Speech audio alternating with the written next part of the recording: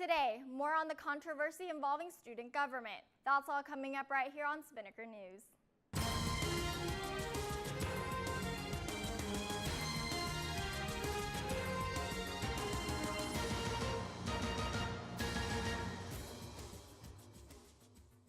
Hello Ospreys, I'm Tevlin Locke and you're watching Spinnaker News on Spinnaker Television.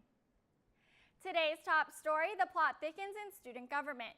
Yesterday, just before 3 p.m., Student Body President Joseph Turner sent an email to all senators. The email addressed Senate President Caitlin Ramirez's attempted impeachment of Attorney General Matthew Harris. Part of the email read, "I would like to state that this motion for impeachment is wrong and blatantly in violation of the rights of an individual to due process of the law.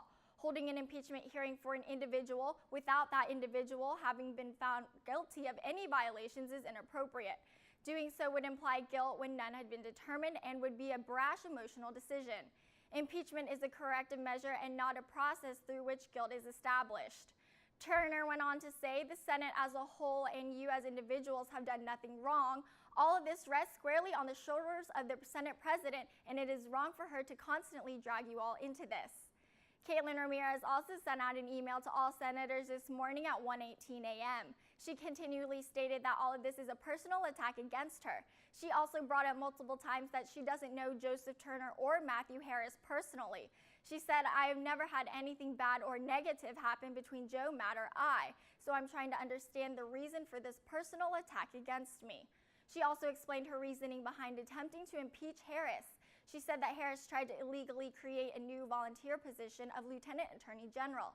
She referred to chapters 301 and 302, which state that only the president is allowed to appoint positions.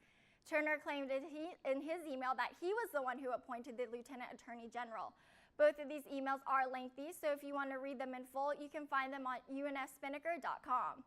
However, the story doesn't end there. Yesterday, the Spinnaker received 2 letters from senators who wished to remain anonymous regarding the situation. Their first one said, "I cannot believe that the Attorney General and the President have been harassing the Senate President so much that she actually brought the Attorney General up for impeachment." It also referred to Joseph Turner's non-compliance notice against Ramirez, which began this whole situation. The letter said, "I personally don't understand why this is even happening.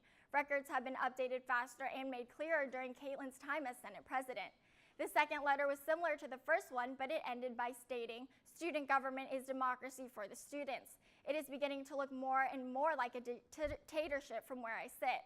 I'm not supporting anyone at this point. I'm supporting justice and not the justice process in student government because I don't even know if I believe in that anymore, but a justice that the student will approve of." You can also check out these letters in full at unspinnaker.com.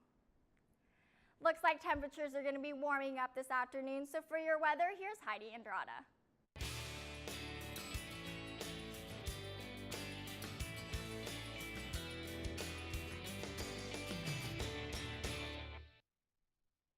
Good morning, Ospreys. I'm Heidi Andrada with your Spinnaker weather update. This Thursday morning feels really nice. Right now it's 65 degrees with winds at 7 miles per hour. And as you can see, it's looking partly cloudy outside. Today will be even warmer as the high is 77 degrees. This afternoon it's breezy with winds headed to the northwest at 5 to 10 miles per hour. And now we'll also have a slight chance of rain later on, especially around 9 p.m. This evening will be chilly as the low is 49 degrees, so stay warm tonight and double up on your blanket.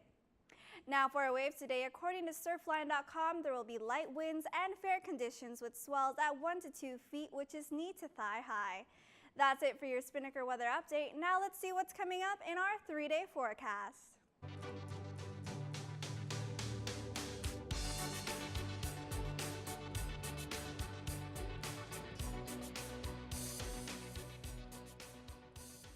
Thanks, Heidi. The men's soccer team was in action yesterday, so for more on that, here's Christian Rouet.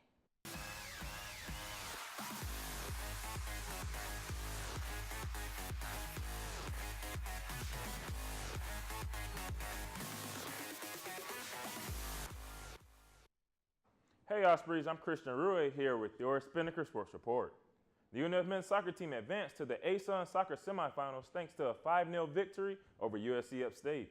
The Ospreys reached the semifinals in back-to-back championships for the first time since joining the conference. Second-team All-Conference member Jay Bolt scored the game winner and assisted on the second goal, the driving force behind UNF's third win ever in the ASUN Championship. Jay Bolt, Dimitri Zervos, and Christopher Bush scored their first goals of the season in the victory. The margin of victory was the largest in an ASUN Championship match since the 2008 semifinals. North Florida improved to 7 wins, 6 losses, and 1 tie, with ASUN Goalkeeper of the Year Kyle Nasta earning his 5th shutout and 5th victory of the season. The Ospreys advanced to the semifinals to face number 1 seeded Lipscomb on Friday at 8 p.m. The other semifinal matchup is Northern Kentucky versus Florida Gulf Coast University. That's it for sports today. Now let's kick it back to Tellen at the desk. Thanks, Christian. Well, that's all the time we have for you today on Spinnaker News. But for more on the stories reported today and other stories, you can check out unfspinnaker.com. You can also like the Spinnaker on Facebook at facebook.com/UNFSpinnaker, and you can follow us on Twitter and Instagram at UNFSpinnaker. For Heidi Andrada and Christian Ruwe, I'm Tellen Locke. Have a great day, UNF.